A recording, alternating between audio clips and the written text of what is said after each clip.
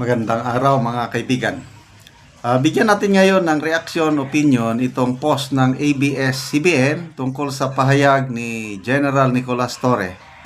Yung request nila sa Interpol para huliin si Attorney Harry Roque na nasa Netherlands ngayon.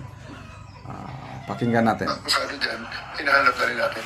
And we are also notifying the Interpol. We are requesting for the assistance of the Interpol for the arrest of Mr. Roque, who is currently abroad. Okay, sir, kamusta ang coordination natin with Interpol? Okay naman. We are a member country. We are a very active member country of the Interpol. And we are rendering them cooperation. So, we do believe na ganoon din ang ibibigay sa atin ng Interpol na assistance sa atin ng mga pangailangan. Anong commitment nila, sir? Anong sabi? Wala pa naman silang commitment na ibibigay. Okay? So, ano pa lang tayo sa pagdodocument ng lahat ng ito at nag-request pa lang tayo ng assistance for a red notice to be issued against Mr. Roque. Sa iba pa mga Ulitin lang natin. hinahanap na rin natin. And we are also notifying the Interpol. We are requesting for the assistance of the Interpol for the arrest of Mr. Roque, who is currently abroad. Okay, sir, kamusta ang coordination natin with Interpol? Okay naman. We are a member country. We are a very active member country of the Interpol.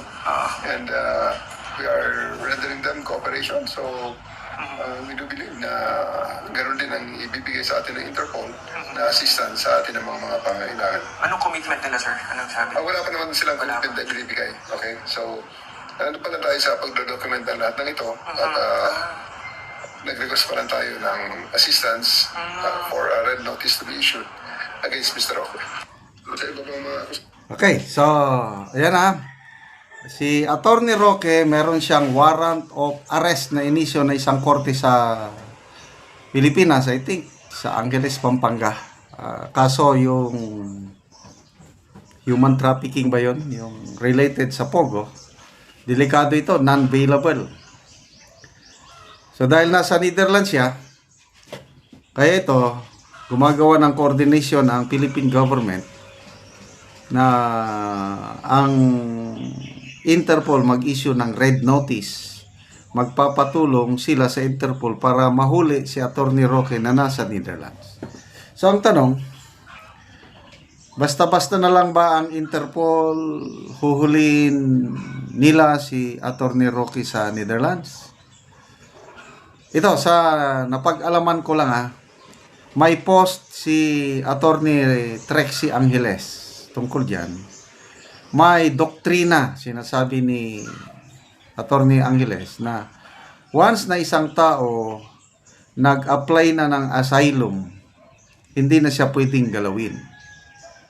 Habang dinidinig, habang wala pang desisyon, yung kanyang application for asylum. Yon ang pagkakaalam ko sa pagpapaliwanag ni Attorney Trixie Angeles. Kaya, tingnan nyo, si Attorney Roque, matapang siya. Parang hindi siya nababahala. Kasi nga, hintayin, example, kung may decision na ang Netherlands government, the Dutch government, na disapprove yung kanyang application, yan siguro, baka pwede siyang padakip doon. Kasi, ang Interpol, magre-request din siya ng assistance sa Dutch government. So, ang Dutch government, dahil nandun na yung application ng asylum, palagay ko, opinion ko lang ito, hindi nila pabayagan na may gagalaw kay Attorney Roque doon. Tignan nyo na lang si late Joma Sison.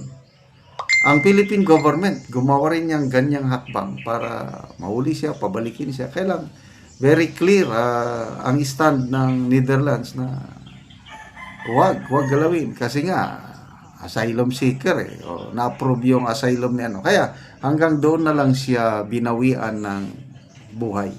Okay? So good luck kay Attorney Roque.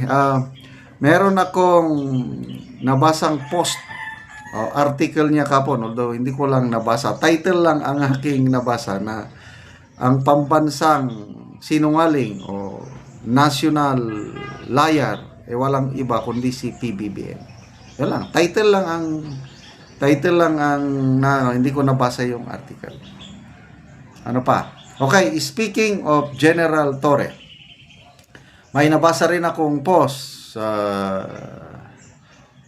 pahayag ni Secretary John Vic Remulla ng DILG na meron ng napupusuan ni PBBM na maging susunod na PNP chief. So, 4 ang lumalabas na pinagpipilian. General Nartates, Lieutenant General Nartates. Meron pang isang, kalimutan ko, yung isang, Lieutenant General Okubo, Major General Torre at Brigadier General Bersin. I'm not sure kung tama ba yun. Basta yung NCRPO chief. So, 4 ang pinagpipilian. Ang pinakamatunog, si General Torre, ang pinaka most likely na mag-PNP chief dahil nga sa kanyang accomplishments sa mata ng administrasyong Marcos Jr. Marami kapuri-puri ang accomplishment ni General Torre, yung nangyari kay Pastor Kibuloy nang dahil sa kanya kaya napilitang mag-surrender. Tapos dito na naman kay PRRD nang siya talagang man on the ground. Kaya kung ako yung tatanungin, most likely si General Torre ang susunod na PNP chief. Kaya ganyan talaga ang buhay. Kaya lang, ready sila pag 2028 bumaliktad ang ihip ng hangin. I don't know anong mangyari pag si BP Sara ng umupong presidente. Ano kayang mangyayari? Anong kinabukasan ni General Torre? Okay? So, good luck kay Attorney Harry Roque. Sabi nga ni Attorney Panelo okay rin kung minsan itong si Attorney Panelo. Dapat bumalik ka dito, sabi niya kay Attorney Roque, kung wala kang kasalanan, bumalik ka dito. Yung pagtatago mo dyan sa Netherlands, parang ibig sabihin na may kasalanan ka, sabi niya.